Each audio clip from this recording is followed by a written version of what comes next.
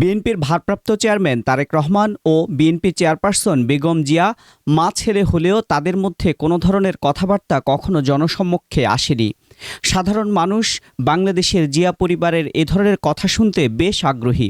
তাছাড়া তারেক রহমান বেগম জিয়াকে মা বলে ডাকেন নাকি আম্মা বলে ডাকেন নাকি আম্মু বলে ডাকেন তাও জানতেন না দেশের মানুষ। এবারই প্রথম গণমাধ্যমে আসা একটি ভিডিওতে দেখা যায় তারেক রহমান তার মাকে আম্মি বলে ডাকলেন। বেগম জিয়াও হাঁ বলে সাড়া দিলেন। তখন তারেক রহমান বললেন, তুমি বিমানে উঠে গেলে জায়মা চলে আসলে আমি চলে যাব। তুমি উঠে গেলে জায়মা চলে আসলে আমি চলে যাব কফেটি। বাসায় যাওয়ার অনুমতিটাও মায়ের কাছ থেকে নিলেন তারেক রহমান। তারেক রহমানের এমন মা ডাক বাংলাদেশের প্রতিটি মা ও তার সন্তানের সুসম্পর্কের কথা স্মরণ করিয়ে দিল। সুস্পষ্টভাবে প্রকাশিত হলো তারেক ও বেগম জিয়ার সুসম্পর্কের বিষয়টি।